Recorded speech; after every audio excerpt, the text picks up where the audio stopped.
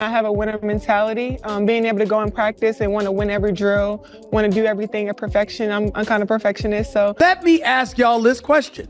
Who the hell is Angel Reese? I have a winner mentality, being able to go and practice and want to win every drill, want to do everything at perfection. I'm kind of perfectionist, so Angel Reese just got exposed by ESPN, and honestly the higher-ups are practically laughing at her so-called master plan for 2025. Let's get one thing straight, Reese's audacity to think she can outsmart or outshine Caitlin Clark is comedy gold. Outscore Clark, build a loyal audience like hers, break records at the same pace, never. That's a fantasy, not a plan. Here's the harsh reality: you dream about what you can't have, and for Angel it's Caitlin Clark's greatness. Let me ask y'all this question: who the hell is Angel Reese? Reese isn't even in the same conversation. Clark is a once-in-a-century talent, a generational phenomenon. And Reese thinks she's going to take her place. You look at Angel Reese, stop it, she just seems as uncoordinated as a baby giraffe. Please, if Reese had even half the potential she claims, she wouldn't have wasted 2024 bullying Clark, trying to humiliate her in every petty way imaginable. Instead of proving herself, Reese proved one thing: she can't handle Clark's spotlight, let alone her legacy. You made some comments about Angel Reese. You called her garbage compared to Caitlin Clark. Yes, sometimes we do play the race car too much, or when it's not necessary.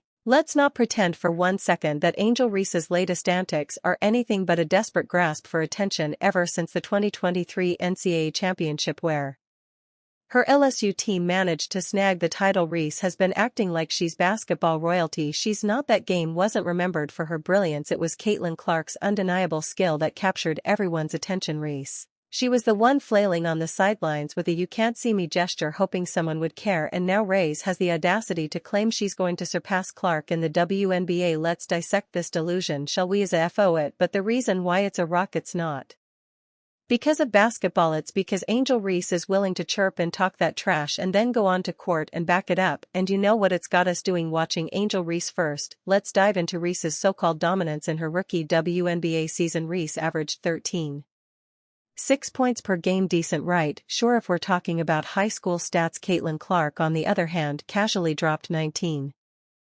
points per game, leading rookies in scoring and proving she's not just good, she's generational. 6 points may not sound like much, but in professional basketball it's the difference between being a superstar and just another player. Reese should take a seat and grab a notepad because she's got a lot to learn. This ain't racial, this is about sports, this is about athletic ability. You look at Caitlin Clark's game, who's very reminiscent of a Steph Curry based on her range and shooting the three. And let's not even get started on assists, or actually let's. Clark racked up 8 for assists per game in her rookie season, orchestrating her team's offense like a maestro conducting a symphony. Reese a pitiful 1.9 assists per game. 1.9 at this point. You'd think Reese might want to learn how to pass the ball instead of hogging the spotlight with mediocre results, but hey, who needs playmaking skills when you can just rebound and call it a day? Speaking of rebounds, let's give Reese a tiny bit of credit, emphasis on tiny. She set a rookie record with 446 total rebounds, averaging 13.1 per game. Impressive on paper, sure, but let's be real, rebounding is basketball's equivalent of grunt work. It's essential, but it's not what makes you a legend. Clark, for all her scoring and playmaking responsibilities, still managed 5.7 rebounds per game. That's called being well-rounded, something Reese can only dream of. Then Caitlin's. If we're able to stop tying them together, I think way more people will appreciate the things that Angel does well,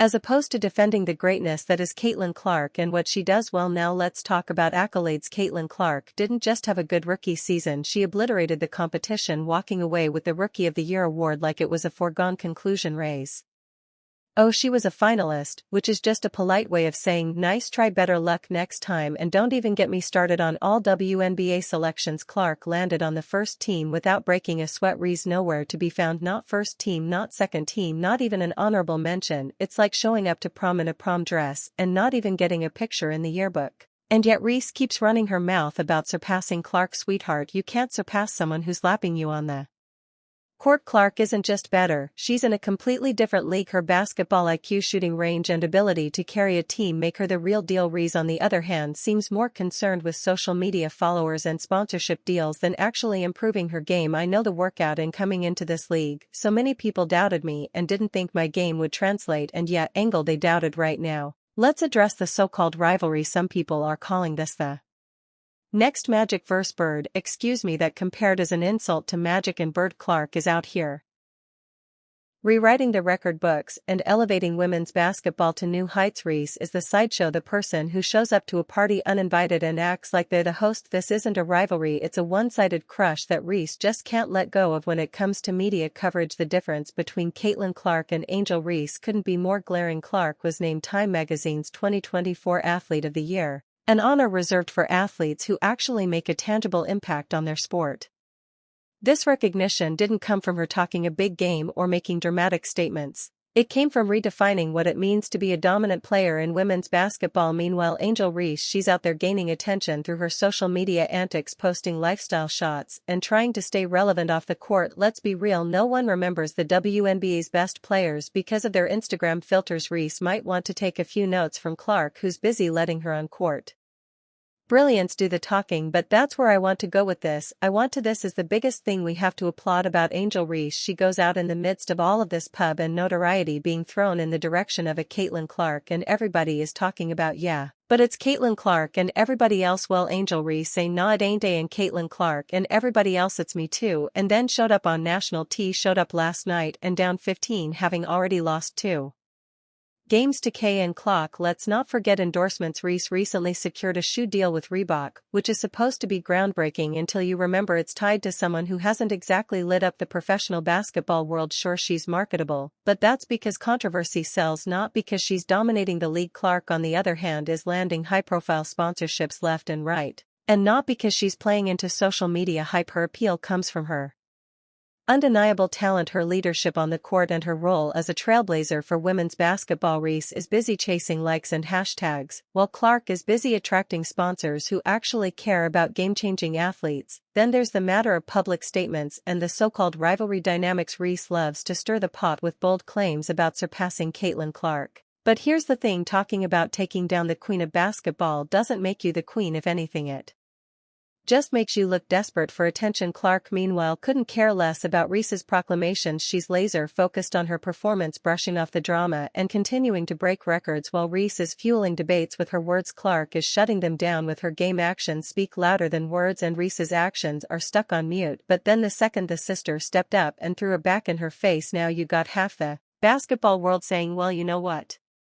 That's not the classiest thing to do. That's not the way. Was the exact same thing. It was the exact same thing. Now you can make an argument that if they're doing excessive celebration in her face. Now let's move on to future prospects. Caitlin Clark is set to continue her meteoric rise with the Indiana Fever. The expectation isn't just that she'll improve, people are already betting on her to redefine the game yet again. Reese, on the other hand, is heading into another season with the Chicago Sky, hoping to finally figure out how to live up to her own hype. There's a huge difference between aiming to enhance your performance and already being at the top of your game. Clark is the player everyone's watching because they know she'll deliver. Reese, she's still in the we'll see phase of her career, and frankly the is ticking when it comes to their impact on women's basketball. Clark's influence is undeniable. She's credited with significantly boosting WNBA viewership and attendance, proving that her presence alone elevates the sport. People tune in to see her brilliance, her leadership, and her ability to make jaw-dropping plays look effortless. Reese, on the other hand, has brought attention to the sport too, but mostly for her off-court escapades. It's great that she's get people talking about women's basketball, but the conversation rarely centers around her skills. If Reese wants to be remembered as more than a headline generator, she needs to step up her game in a major way. What's your kind? How do you define leadership? How do you define your style of leadership, and how do you feel like that team? I think I'm just very competitive and I have a winner mentality, being able to go and practice and want to win every drill.